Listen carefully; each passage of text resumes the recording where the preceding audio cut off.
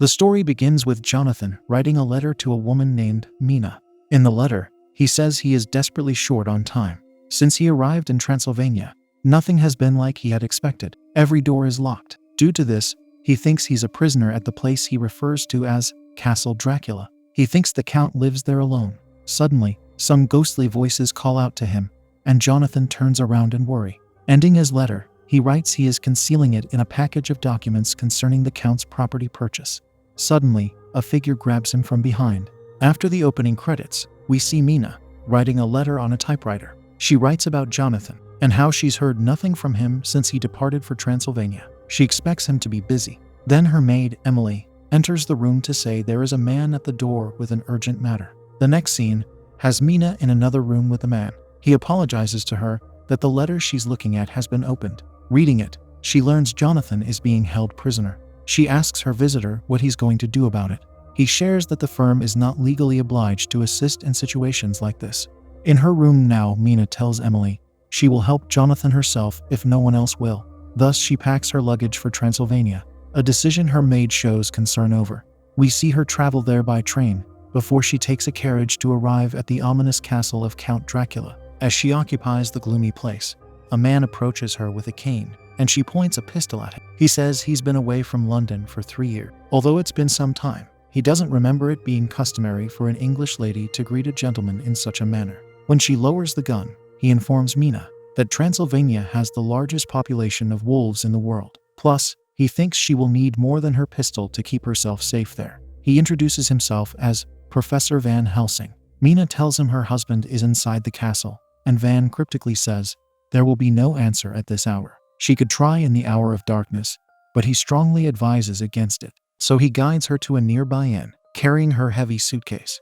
At a stopping point during their walk, Mina asks him if the village is abandoned because she hasn't seen anyone there. Van tells her there is a family behind every window and locked door. He does not answer her question regarding why they don't come out. All he says is it's almost dusk, which means they should keep going.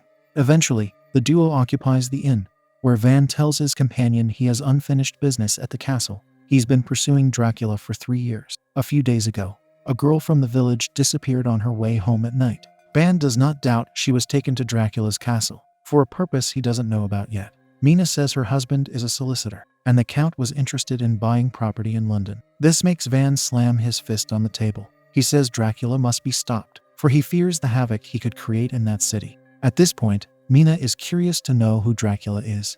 The people in the inn strangely glance her way, surprised by her curiosity. This is the reason why Van wants to speak privately about it in her room. He tells her some of them might be aligned with the Count. Elsewhere, we see the girl who disappeared as she wakes up, disoriented on the floor. An eerie figure walks over to her, and she screams, marking the end of the mysterious scene. Switching back to the duo, they are now in Mina's rented room. Van places a thick book on the table in front of her, advising her to look at a certain chapter. Once she opens it to read a title in Latin, Van says it means The False Monarchy of Demons.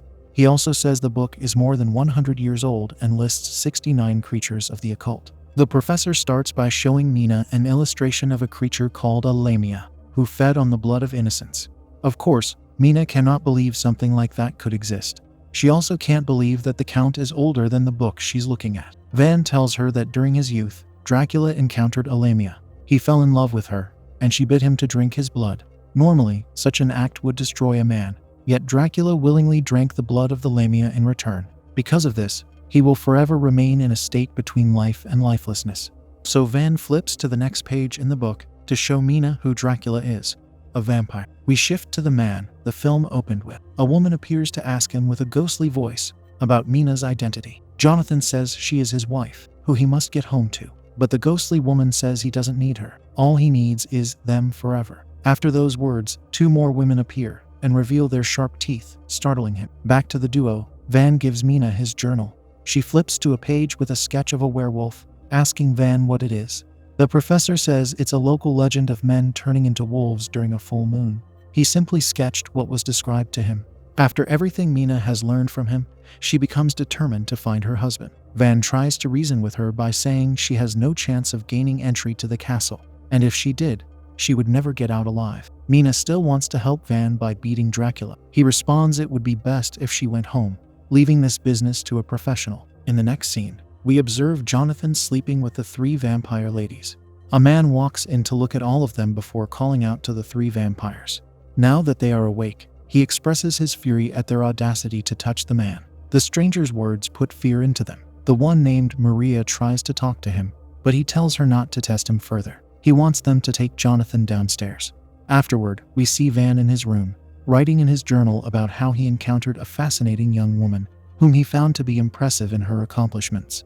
He was particularly impressed that she made her way to Dracula's castle alone. However, he does not think she will go very far, because she is unprepared for what awaits her in the castle. Then he enters Mina's room and says he accidentally came across a letter in her coat pocket. From the letter, he learned that her husband speaks of 3 others besides the Count. Van believes these others to be women. Looking at him, Mina repeats the unsettling word with surprise. Van says Dracula is a man who has a weakness for beauty despite being a creature of the night. He always keeps women by his side. The professor also warns her that Dracula could tempt her with desires she never knew she possessed. He supplies women with a small amount of his blood to transfer his lust to them.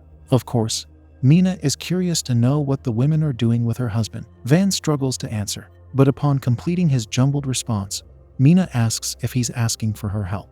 Although he is, he says she is stepping into a battleground for which she is terribly unprepared. So Mina tells him to help her be prepared. When he leaves, she starts to type on her typewriter. Similar to what Van wrote, she writes she encountered an extraordinary gentleman. He revealed a lot of information about the Count to her, and she thinks he is either a genius or a madman. Come morning, they meet outside, where Van shows a book written in Chinese to Mina. He says he witnessed martial artists perform feats of almost superhuman ability, like crushing bricks with their bare hands. The book he gives, which has pictures under the unreadable words, might prepare her for the physical onslaught that they will likely face in the castle. Left alone, Mina starts to practice what she sees in the illustrations. Later in the day, he returns to see her doing the exercises. Later still, they are in a room, and she asks if vampires can only be destroyed by getting pierced in their hearts, or by getting their heads severed. Van adds that direct exposure to sunlight and weapons made of silver can obliterate vampires too. Then he opens a box to reveal what he considers to be the essential tools for a vampire hunter. The first weapon he shows her is a wooden stake to pierce the heart. It is accompanied by a hammer to drive the stake into place. A crucifix is also in the box. Its purpose is to prevent a vampire from approaching its wielder. The last item is a mirror, used to detect vampires instead of fighting them. Since Mina learns vampires cast no reflection, she points the mirror at him to check if he is one. While alone in her room, she tries to punch wood, but even a light hit hurts her. In his room, Van writes again, saying his single concern is Mina's fixation on retrieving her husband. He does not hope to find the man alive in the castle. Subsequently, we observe Mina continuing to train outside. We can gather from her movements that she has greatly improved. Finally, the day arrives when she packs up, and Van places her pistol in front of her. Despite him previously telling her it was useless, he has made a very useful adjustment. The professor had 4 silver bullets made for the gun. 3 of the bullets are for Dracula's 3 brides, whilst the 4th is for the Count himself. Getting into his castle will involve a ruse, Van says. Whatever Mina encounters, he warns that she must play along. The 2 speak to the innkeeper, who asks the duo if they're going to Dracula's castle. He says there is no charge for their rooms if they do one thing for him. He shows them a photo of his daughter Maria.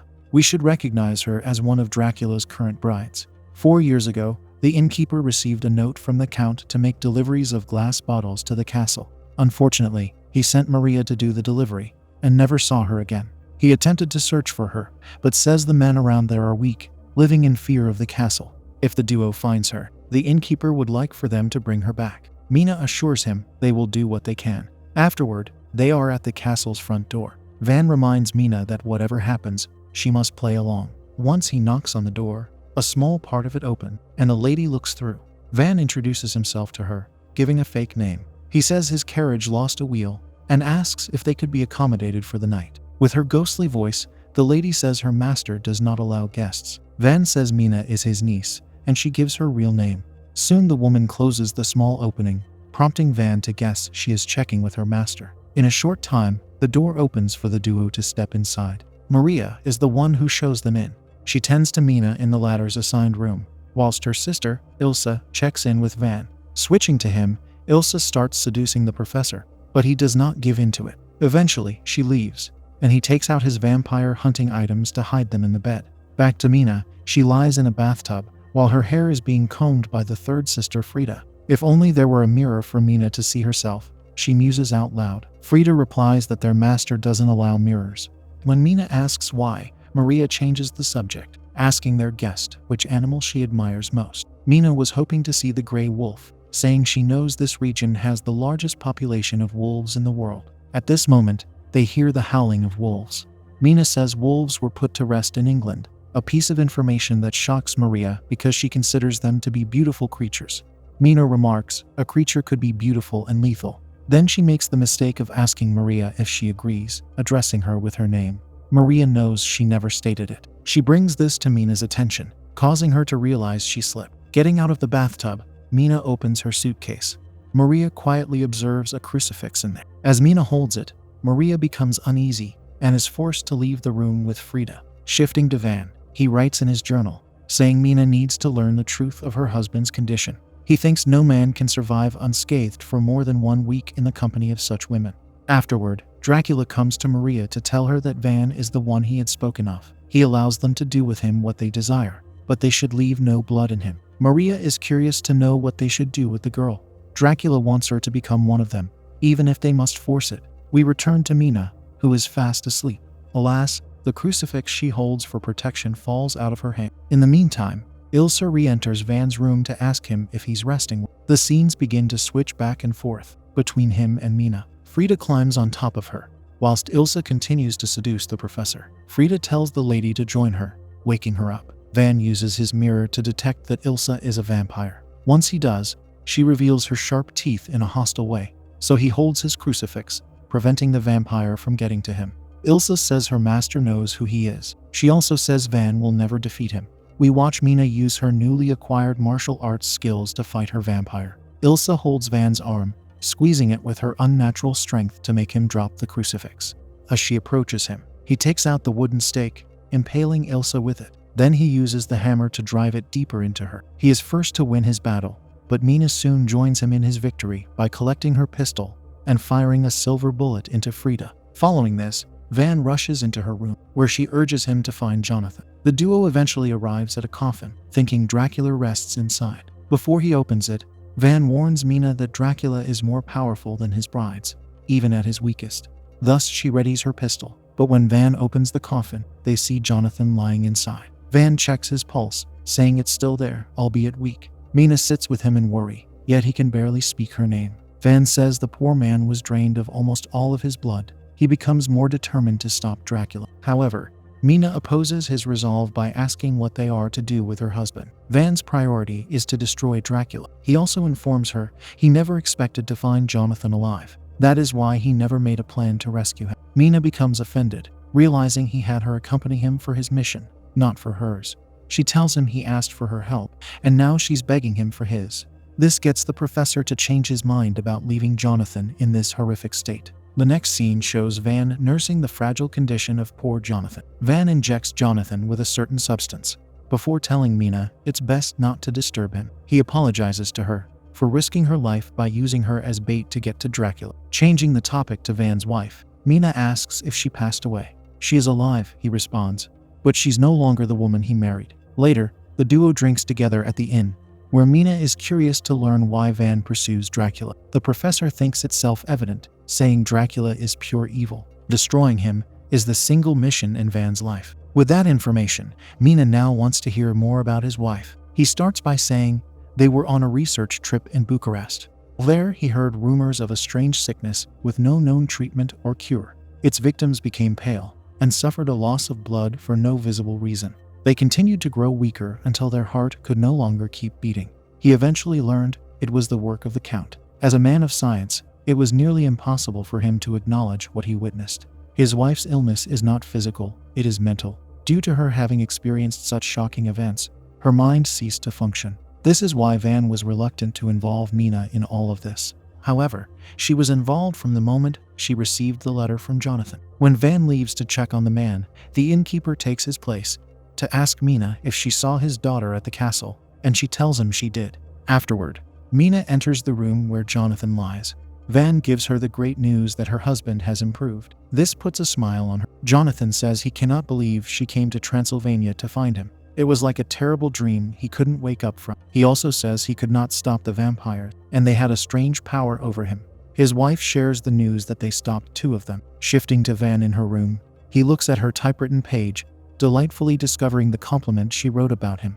But he is slightly taken aback that she considers him to possibly be a madman. When she enters the room, he stands up. She is worried about Dracula not being confined to his castle. Van assures her a vampire cannot enter a property unless he or she is invited inside. The professor thinks they are safe where they are. In the castle, Dracula scolds Maria for not destroying Van. Plus, he is angry that his other 2 brides have been eliminated. Maria gives him some good news though, by saying Mina is Jonathan's wife. She knows this because hers is the name he called out in his sleep. What's more, Maria knows she is staying at the inn in the village. Since Mina previously spoke Maria's name without the latter ever giving it, she reasons Mina spoke to her father at the inn. Come night, a knock takes place at the inn's door.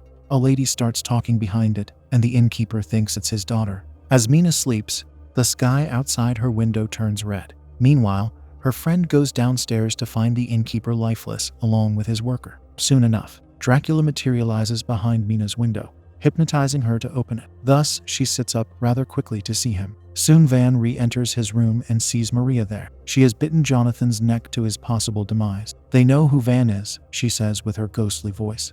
He replies that if she knows, it means she should fear him. But she fears nothing. After a few more exchanges between them, Van takes a sword from the wall to decapitate Maria. Rushing to Mina's room, he learns Dracula has kidnapped her. In his ominous castle, Dracula occupies a table with Mina. He tells her she is confused, yet she shouldn't be. What he showed her already resides in her heart. That is why she opened the window for him. All Mina can say is that she despises the Count whilst loving her husband. Dracula wonders how she could have such allegiance to someone who betrayed her. He uses his power to show her Jonathan being intimate with the 3 vampire brides. She wants him to stop showing her such images, for she thinks they are false. While this unfolds, Van arrives at the castle door and yells out to Mina. Meanwhile, the Count pours blood into a goblet which stands before his captured guest. He yells for her to drink it. Thankfully, Van arrives and points the pistol at Dracula. For some reason, he shoots the goblet instead of the actual threat. He follows this by tossing the wooden stake to Mina. But upon throwing her the hammer, Dracula catches it. While he's focused on Van, Mina uses this moment to stab the Count from behind. She doesn't need the hammer, because she uses her martial arts skills to punch the stake into him. This delivers immense damage to the vampire, and Van yells for her to finish it. So she quickly moves the curtain to the side, letting the bright sunlight shine in the room, scorching Dracula. With their victory, Mina says she has to return to Jonathan, yet Van tells her to wait. He wants to tell her something about him. The scene shifts before we find out what it is. In the next scene, Mina sits near her husband's coffin. She types to her friend, saying without Jonathan, she feels lost. She also doesn't think she wants to return to London. Van enters the room and tells her. The news spread fast regarding Dracula's demise. Mina expresses that it's hard to return to life as it was, given what they went through. She is curious to know about the professor's plans. Therefore, he reminds her about the village where men turn into wolves during a full moon. The people there live in fear for their lives. Furthermore, he says the silver bullets might be effective on those creatures too. Since she doesn't know what else she is to do, Mina hints at them investigating that village and Van agrees.